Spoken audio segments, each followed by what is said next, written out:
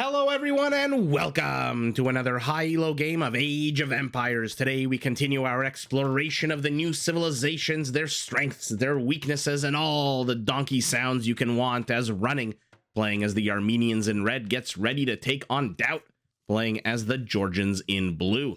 Now while the players herd their herdables, explore their immediate enclosed off surroundings, and try to go up to Feudal, most likely Castle Age as fast as possible, let's take a look at the civ matchup we'll be watching today.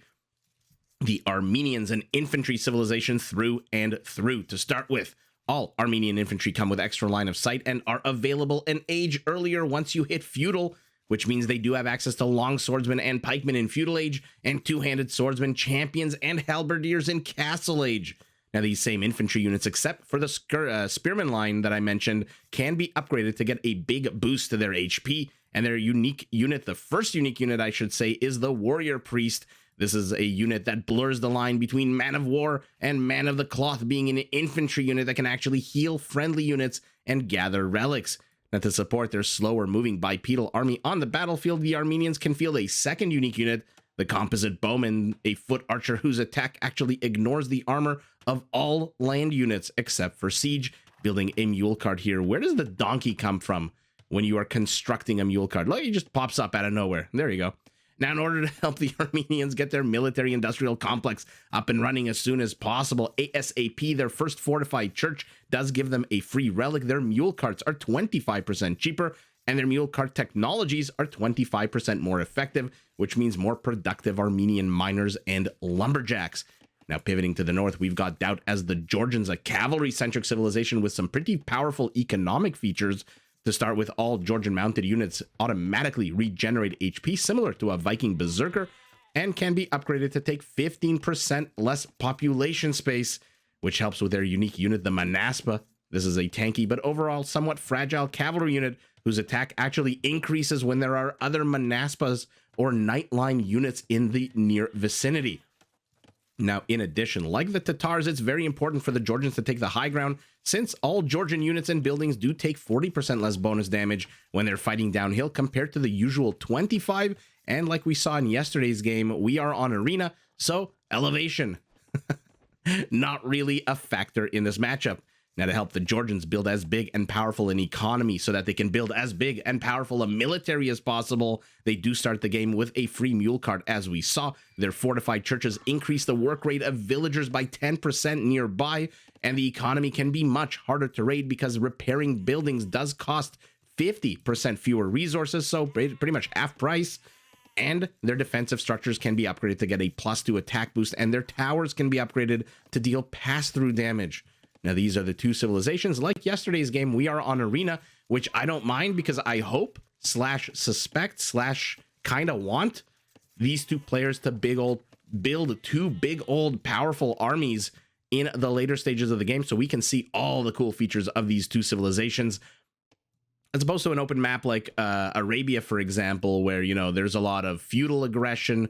I should say a lot more feudal aggression than there is on a map like Arena.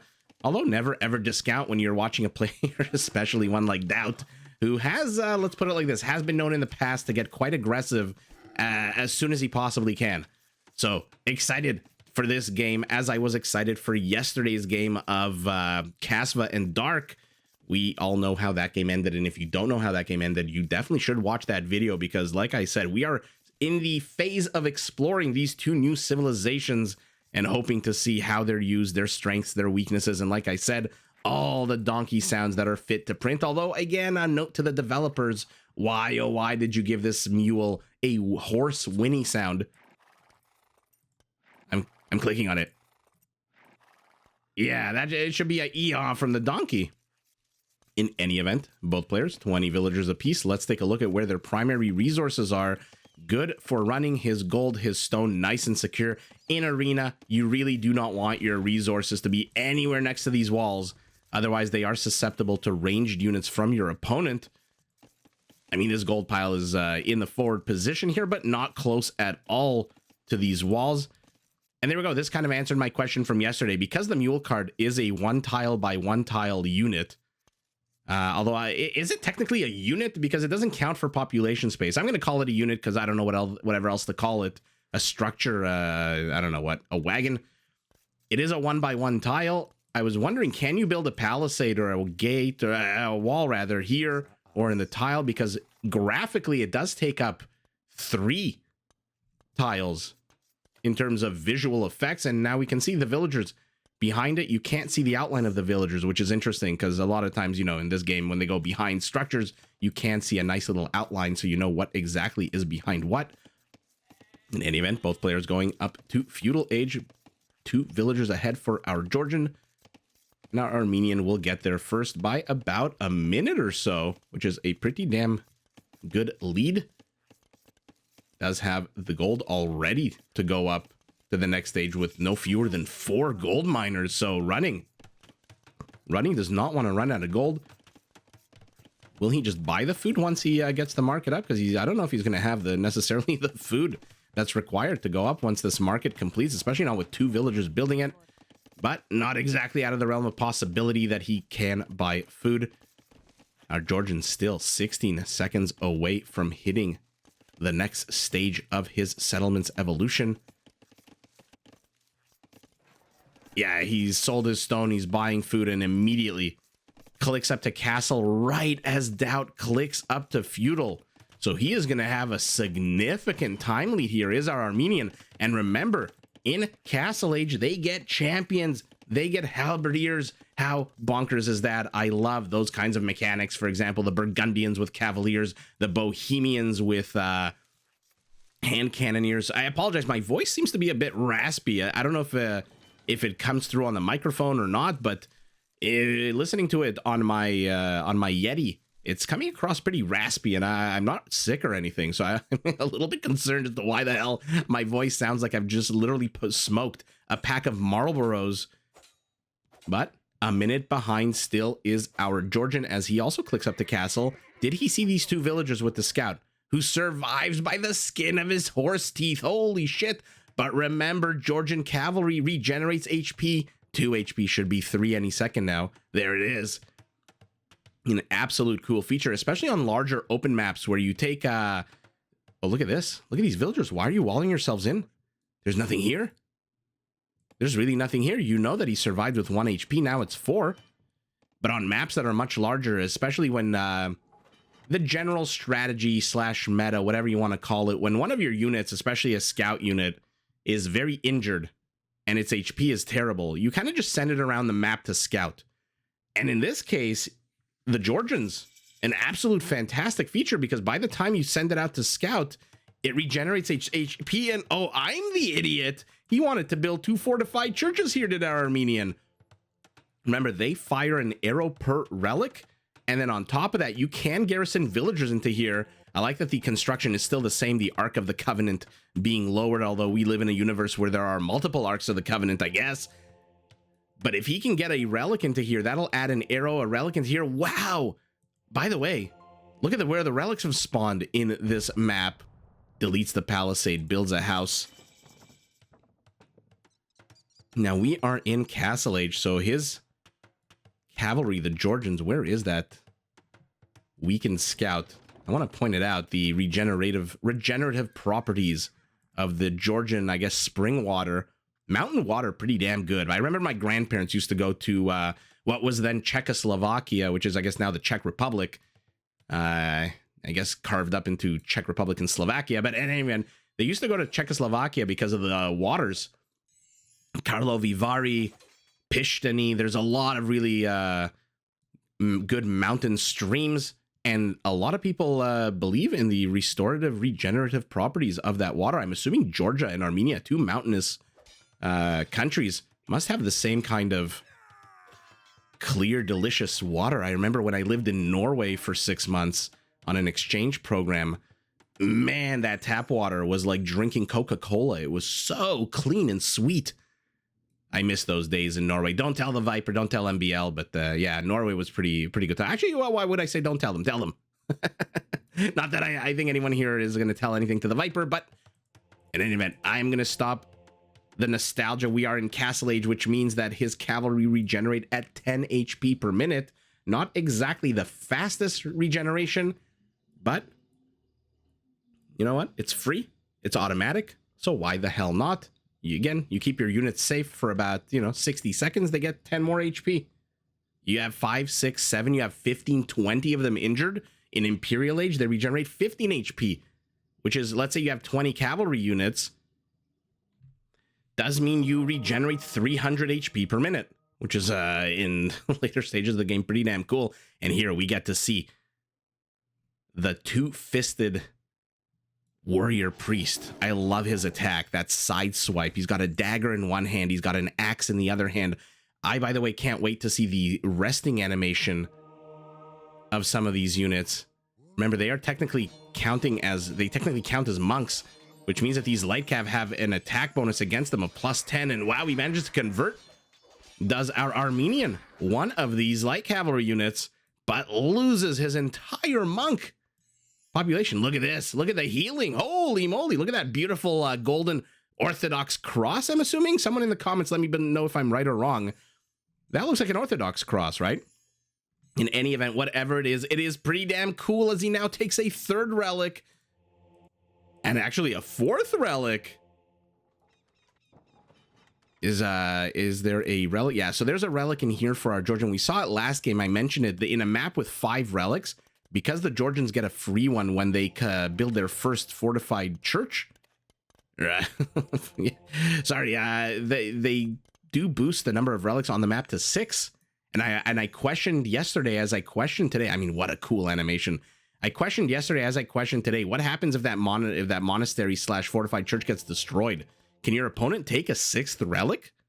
It adds a little bit of an interesting dynamic to that didn't exist beforehand. It pops up a relic.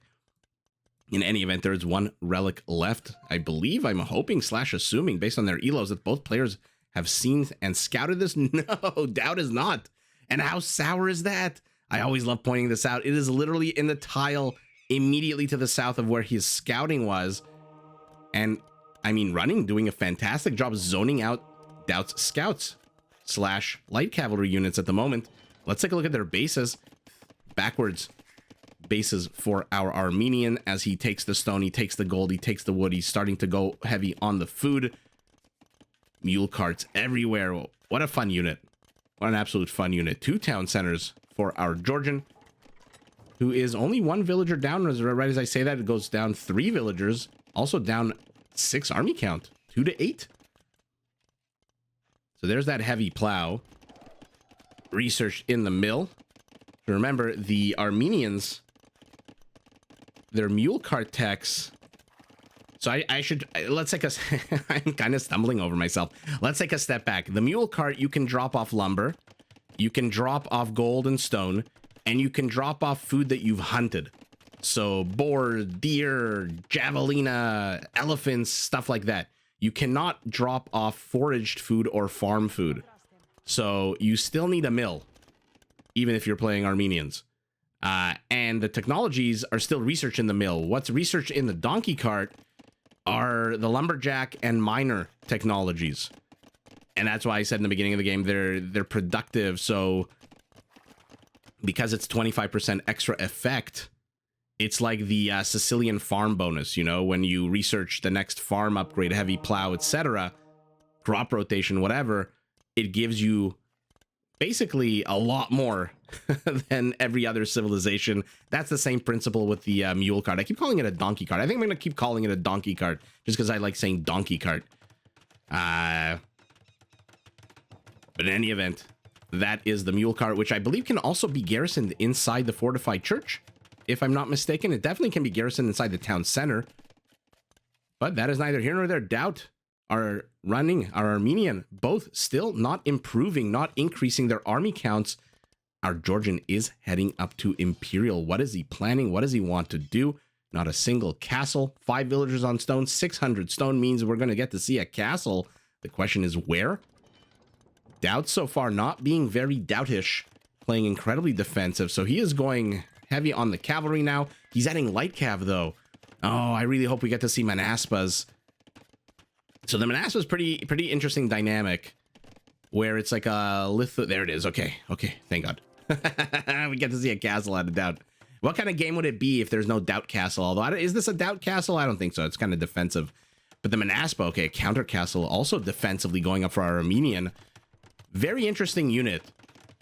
You need to have 5 of them, or a mixture of 5 of them and 5 knights / cavaliers. The Georgians, I believe, do not get paladin or paladins.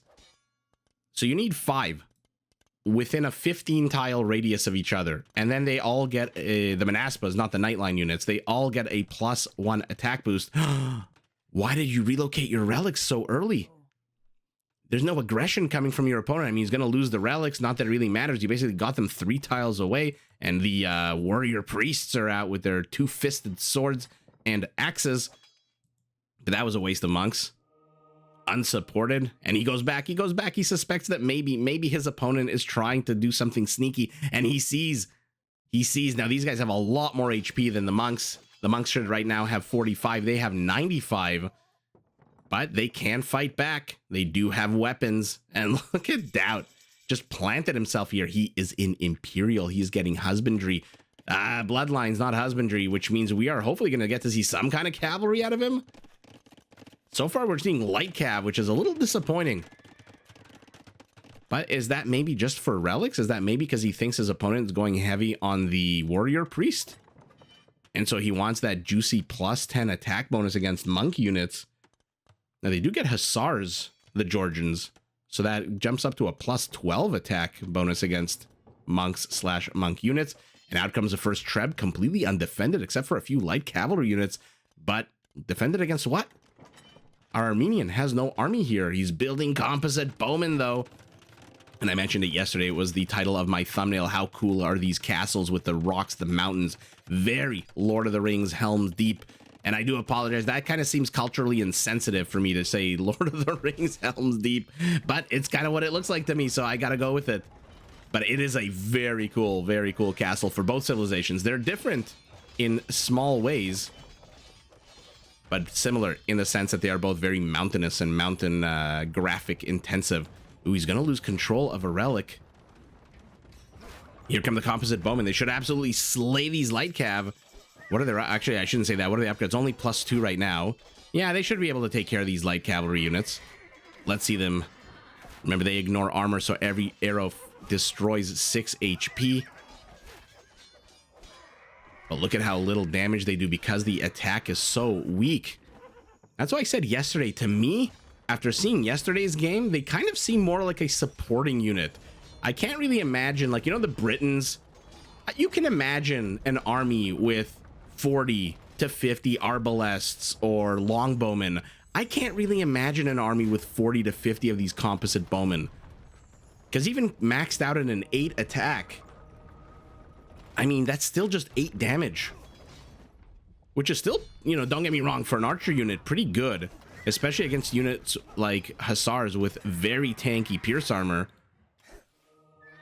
But remember, they also don't have thumb ring, which means they're lucky to hit these monks at all. Okay, this is going to be a bit of a closer fight. But the fact that their damage is just so weak, I just don't see this as being a primary unit. One gets converted waddle. Oh, look at the sassy walk. Look at that sassy runway walk that this composite bowman has as he struts back to his new home in blue Georgian territory. Running his house at 115 for a hot second. He is ahead significantly in both villager and army count. DauT now going skirmishers. Okay, so we saw this attempted yesterday, a little bit late yesterday. This time it's a little bit earlier. He's going up to 19 composite bowmen, getting conscription, getting leather archer armor. So he is going to protect them, make them train quicker, a bit tankier. That being said, DauT's also getting bodkin at the moment. No armor upgrades for his archers at all. And numbers game. Oh, he loses another one to a conversion. Numbers game here goes to the benefit of our Armenian, who pumps out more and more.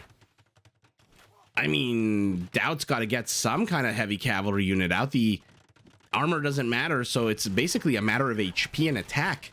And HP and attack, why are you going light cavalry? Mule carts.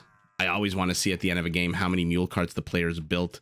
He's getting bracer as well before he goes up to elite skirmishers. I'm gonna fanboy over this castle again. What just a very cool castles out of both of these new civilizations. I mean, how pretty is this structure? Players disengage. We've got skirmishers in 19 seconds going to be elite. So he does not want to take a fight right now. He's got 4 archery ranges in the forward position. Does our Georgian. He's got 3 stables. Okay, so he's going heavy on the archer play, which, okay. When I say they're a cavalry civilization, he goes archer. Now, you don't necessarily have to move them around like this because, because, again, no Parthian tactics for these guys. Again, they attack real slow. I don't know, I keep saying again. Oh my goodness, supplies, scale mail armor, chainmail armor, long swordsman. We're an Imperial. Are we going to get to see champions with extra HP? So far, the numbers game here inuring to the benefit of our Armenian, who absolutely slaughters this Georgian army. Georgians have to back the hell away, but reinforcements, 6 of them moving forward, a 7th kind of just hanging out to the back, waiting for his orders to come in so he can join up with his comrades, who are just absolutely being slaughtered here. Gambesons, 2-handed swordsmen. Yeah, we're going to get to see champions out of our Armenian. Let's see Feriders. Let's see champions with, what is it going to be, about 100 HP, I want to say? Ooh, sneaky move here. Monastery. I got to stop saying monastery. Fortified church, and then a mule cart planned next as he gathers a bit more stone. GL.DauT's got 663 stone. Not too sure what he needs more stone for at the moment. I would have maybe saturated this gold a little bit, but, you know, never, ever going to second guess players of such high elos. And here we go. Another engage. Cavalry armor upgrades. Now, this is funny. You're investing in armor upgrades against a mass of units that ignore armor. Either number 1, that's a mistake, or number 2, he expects some kind of infantry transition, which is, it's coming. 6 seconds away, champions. Holy shit, the composite bowmen. I mean, they're still archers. The skirmishers should do well against them, but they are just killing the skirmishers way too quickly. They fire at a 3-second delay. These guys at a 2-second, so they get to fire 3 arrows for every 2 that the skirmishers do. And there's Feriders, their HP. Was I right at saying 100? Yeah, it's going to jump from 70 to 100. What an absolute crazy set of units here. But I'm glad that these composite bowmen, I mean, look, you guys know I hate, actually, before I say that, let's take a look at the bottom of our screen. 70 jumps up to 100 HP on a champion. This is a Mayan Eagle warrior. But you guys know I absolutely hate to predict. Oh, look at them. Oh, this is the sassy walk brigade over here. Look at that. So I said in the beginning, this is, in my opinion, more of a supporting unit. Let me finish my thought, and then I'm going to fanboy out over that. This is more of a supporting unit. You're never going to see 40 to 50 of them. And then what the hell does running do? He builds 42. What is the meaning of life? 42. Oh my God, the Georgian army is just being ragdolled right now. He deletes a wall just so he can escape back into his settlement. But here are the Manaspas. There's 10 of them, so they should be at a +2 attack right now. +3. Wait a second. +3. It should be +4. No? Should it not be +4? Or are some of them out of range? I mean, you know what? Maybe some of them are out of range. I'm trying to click on them. My goodness, my clicking skills. Stop moving. No, there's 12 now, so they should be... He's got iron casting, which gives you +2. And there's 12, so it should be a plus another 2. So yeah, now it's +4. Okay. Not too sure why it was a +3 there before. Armenian gathering his army. This is quickly becoming a very dangerous army here. 63 army count. Mule cart says, I'll lead the way, boys. Follow me, as he Leroy Jenkins his way into the front of the map. How many are there now? 13 Manaspas, 14 Manaspas, 16. So they must be now at a +5, and in 46 seconds, they will be at a +6. They kept out at a +8. Because remember, with Blast Furnace, that's a free, not free, that's +4. And then with 20 of them, you do get 4 extra attack. And the elite, I believe, jumps up to a, 14 base. Anyway, neither here nor there. Skirmishers taking on composite bowmen as the Manaspas absolutely melt. Oh my God. What an absolute disaster here. Although now reinforcements are coming. DauT does have the defender's advantage, but not against 6 freaking trebuchets. These champions are just not dying. Look at their HP, 1200. It's just not, they're just not dying. That's crazy. How many kills for the composite bowman? I might have to change my mind after this fight. Oh my god. 55 kills. Okay. So it must have just been last game where they were used in a supporting manner. Right now, they are absolutely crushing it. Emergency castle for DauT as his base gets penetrated, but look at his army count. He's down 1,000%. He's down tenfold. Now even more. He does have a good villager quantity, but now the castle to the left is also under attack. Running has breached his base, and these freaking champions are just not dying with Gambus and 6 pierce armor. Look at their HP, 1250, 1120, 1,000. It's going down so freaking slow. They're under attack by castles. They're under attack by Manaspas. I was going to say town center, but there's no villagers in either the fortified church or the town center. Okay, does clean up the champions here to the north, but composite bowmen are here. Remember, their base attack is a 4, which means they suck at destroying buildings because their armor is not ignored. It's only land-based units with the exception of siege. And no, the Manaspas do the worst possible thing, engage into a choke point. Disaster here for our Georgian, as more and more he's training 28 composite bowmen. A very forward DauT style castle for running. Our Armenian is just here, and my goodness, what an absolute rout. What absolute mayhem. Look at the kill difference. Almost 300 to 150, 278 to 150. Villager kills me nothing. 23 villagers doesn't really matter when you've had 130, 120. Oh my god, he's researching Bombard Tower is our Armenian. So he was really planning a massive, big old jumbly push here. 13. I'm surprised he was doubling down on the composite bowmen because, again, they don't get attack bonuses against structures. So they attack on an 8 against, let's say, a barracks with 10 pierce armor. They do 1 damage to this barracks. I'm surprised he wasn't going more into the champions, but surprise doesn't really matter. He takes the W, does running with this powerful combination of these absolute tanky beasts. Champions with 100 HP. Like the Britons, like other civilizations, the Japanese, etc., the Armenian infantry line is pristine. All upgrades relevant to the infantry are available to them. And then when you add in a whole bunch of composite bowmen, I mean, how the hell do you engage into this without siege?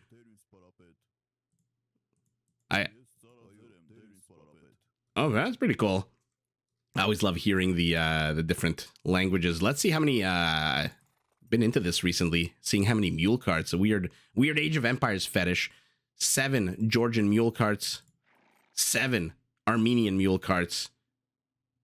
So not too sure. I mean, how many now you know what I'm going to start doing at the end of all the games with non-new civilizations. So every civ other than these two, I'm just going to start counting how many mining camps and lumber mills, lumber camps there are, so that I can count and see the difference, because this unit is technically more expensive. It does cost 20 food in addition to the 100 wood, but who cares about the mule cart, the donkey cart? It is our military here. Holy moly, castle falls to the left, base is breached. Our Armenian just absolutely overwhelming. Why didn't DauT get those heavy cavalry units earlier? He got the skirmishers up pretty good, pretty nice and on time, but man, were they just absolutely destroyed by these composite bowmen. And 51 kills for 46 units. Again, not the greatest. This is why yesterday I said they're more of a supporting unit. When you have literally 1 kill per unit and you've had them as long as running does, they're not a main unit in my opinion. They're more of a supporting unit. The champions, 14 kills for 13 of them, but they just showed up. I would be interested to see how many the previous batch of champions had, how many notches they had on their belt, but DauT nowhere to run. This isn't Arabia. This is not an open map. He is surrounded by bamboo, and he gets bamboozled out of a W here. Let's take a look at the stats. 133 composite bowmen, 176 skirmishers. Again, technically the skirmisher should counter this, but this should counter the skirmishers. So here we go. We see that composite bowmen can actually stand a chance against the quintessential archer counter unit. 8,000 more resources approximately, so about 15% bigger economy for our Armenian. Look at that relic gold, 5. I saw 55. My brain said 55. 2,500 extra gold. He gets the wood. He gets everything basically except the food, which is not surprising with our Georgian going for those light cavalry units earlier on in the game. But man, oh man, yeah. So far, the Georgians a little lackluster. You know, I was when was it? 2 days ago. If you haven't seen it, I premiered. I'm co-casting with the Otter One, the Fastest Chaos Deathmatch Tournament. And somebody in the chat asked me, which of these two civilizations do I think is the more powerful one? And so far, my answer stands correct. I think the Armenians are just way more powerful than the Georgians. That being said, we really didn't get to see the Georgians up and running to their full potential. We didn't see Blast Furnace and +4 attack to give them a massive Lechai level 22 attack.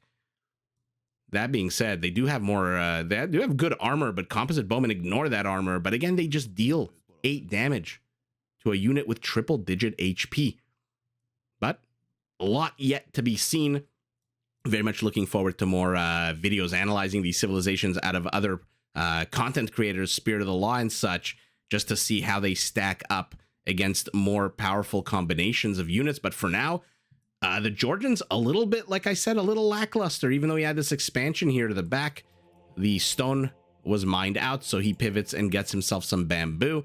But that is neither here nor there. Our Armenian shows up to play, gets the top of the line units, upgrades them to the teeth, to the 9s, I should say. Although, never mind.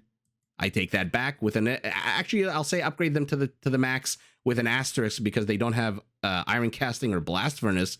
Doesn't really need it, though, with 100 freaking HP as he swarms the Georgian settlement running. Our Armenian takes the W, but GG to both players. Did you enjoy this video? Check out these other clips and make sure to subscribe and enable notifications so that you're notified of my latest uploads.